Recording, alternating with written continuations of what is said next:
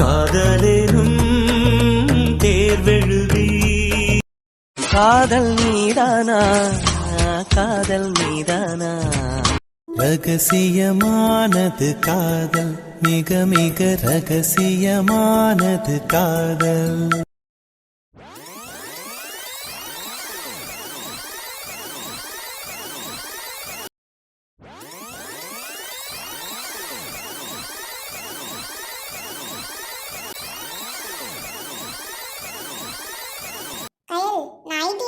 போறேன்டி.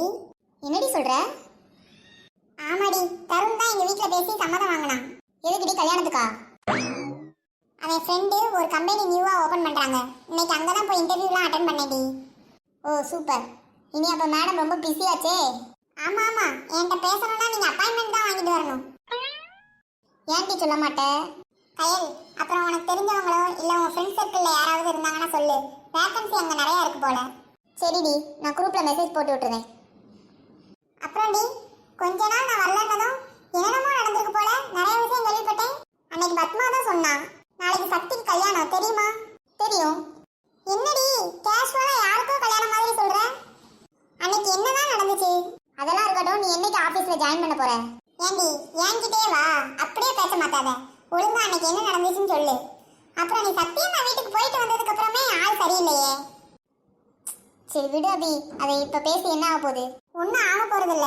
At least உன் மனசுல உள்ள பாரமாவது குறையும்ல. இல்ல அபி, சக்தி அம்மாக்கு என்ன பிடிக்கல. ஏண்டி, எந்த மாமியாருக்கு தான் மருமகளை பிடிக்கும்? இதுக்காக கல்யாணம் வேண்டாம்னு சொல்ற? அன்னைக்கு நான் அவங்க வீட்டுக்கு போனேன்ல, அவங்க அம்மா சக்தி முன்னாடி நல்லா தான் பேசிக்கிட்டு இருந்தாங்க. அவன் ரூம்குள்ள போனதும் நான் ஏதோ காசுக்காக தான் அவனை லவ் பண்ற மாதிரியும் இன்னும் நிறைய வார்த்தை விட்டாங்கடி. அதெல்லாம் ரொம்ப மனசை காயப்படுத்திருச்சு. அவங்களோட பையன் அவங்களுக்கு வர்ற மருமக இப்படி இருக்கணும் அப்படின்னு யோசிச்சு வச்சிருப்பாங்க. அப்படி நான் இல்லையோ என்னமோ, அதனால என்ன பிடிக்கலையோ என்னமோ. சக்திகிட்ட இதெல்லாம் சொன்னா பெரிய பிரச்சனை ஆயிரும். அதான் நாமளே பிரிஞ்ச மாதிரி காமிச்சுக்கிடுவோம்னு நினைச்சு முடிவெடுத்தேன். நம்ம பிரிஞ்சிடலாம், எனக்கு வேற மாப்பிள்ள பார்த்துட்டாங்க அப்படின்னு சொல்லி போய் சொல்லிட்டேன். ஆனா அவங்க வீட்டில் என்ன நடந்துச்சுன்னு எனக்கு தெரியல. அடுத்த நாளே அவங்க அம்மா வந்தாங்க. நான் அன்னைக்கு அவங்க வீட்டுக்கு போகையில என்கிட்ட என்னென்ன வார்த்தை சொன்னாங்களோ அதெல்லாம் அப்படியே எங்க அம்மா அப்பாட்டையும் சொன்னாங்க.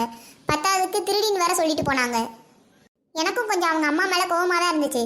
அதே நம்மளே ப்ராப்ளம் வேண்டாம்னு தானே பிடிக்கலன்னு சொல்லி பிரிஞ்சிட்டோம். அப்புறம் எதுக்கு இவங்க இப்படி வந்து சொல்லிட்டு போறாங்கன்னு யோசிச்சுக்கிட்டே இருந்தேன்டி.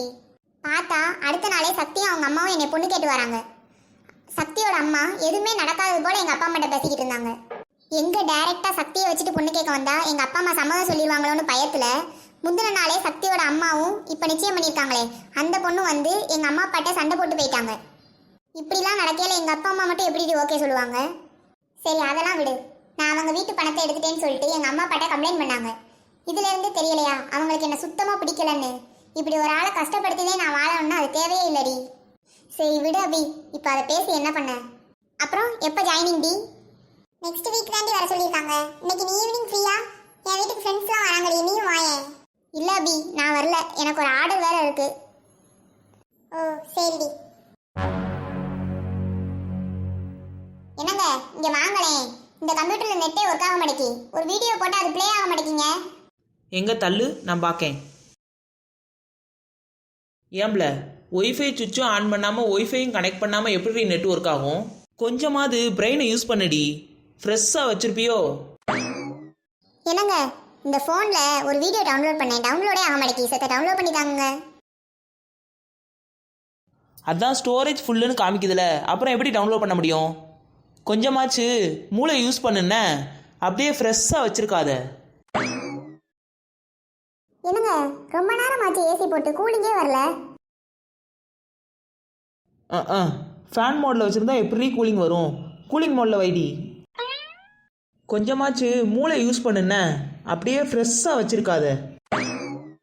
ஒரு சின்ன தாமரை என் கண்ணில் பூத்ததே. அது பூக்கிறதெல்லாம் இருக்கட்டும், எனக்கு இந்த சம்ம சொல்லிட்டாங்கப்பா, இந்த அல்ஜிப்ரா சம்ம. டேய் எனக்கெல்லாம் இது தெரியாது. இத போய் அம்மாட்ட கொடுத்தா 2 நிமிஷத்துல சொல்லி கொடுத்துருவாங்க.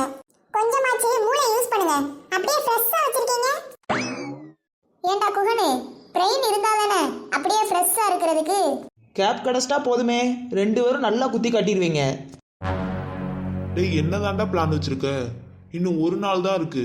சாரி, ஒரு நாள் கூட இல்ல. நாளைக்கு உனக்கு விடிஞ்சா கல்யாணம்.